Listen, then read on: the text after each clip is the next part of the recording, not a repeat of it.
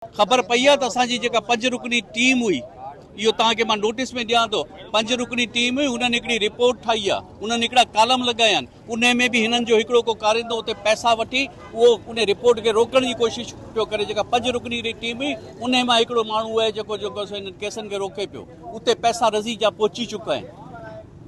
असीं हींअर बि हिते जेको इंतज़ामिया खे पाकिस्तान जे सॼे एजेंसियुनि खे मुतालबो था कयो, इन भेड़िए इन रज़ीअ खे अरेस्ट कयो, सॼी इन्वेस्टिगेशन कयो, हर शइ जी ख़बर पइजी वेंदी। त जेकर असांजो पुरज़ोर मुतालबो आहे त तव्हां अरेस्ट ई रज़ी खे कयो। बाक़ी हाणे कमिश्नर हू मुंहिंजे ख़्याल में त कोई इहो कोन थो चवां त कोई वॾी को नशो कंदो हूंदो, कोई हिननि वांगुरु सफ़ीना शफ़ीना खाईंदो हूंदो, कोई अहिड़े क़िस्म जो आहे। हू त सिक आहे, आख़िरी टाइम आहे, मुंहिंजे सुभाणे रिटायर या परी रिटायर्ड आहे, तो आख़िरी टाइम आहे, हुनखे इहो ब्रेन में जेको आहे सो हुन में आहे कोन, हुनखे अञा ताईं इहो थो थिए त रिटायर थो थियां।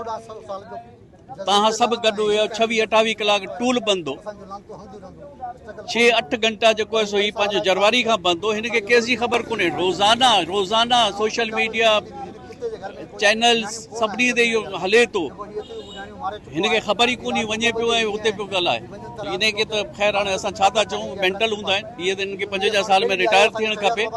जेके हिन ऐं प्लस में रज़ी जो बि साइकोलॉजिकली चेकअप करायो वञे। ही सिक आहे, ही माण्हू सिक आहे, इनखे चेकअप करियो। ही मेंटल सिक आहे, इनखे ॿाहिरि कढो। ही यूनिवर्सिटी खे पावरफुल माण्हुनि जेके मेंटली थोरा पॉज़िटिव हुजनि, उन्हनि खे रखियो वञे।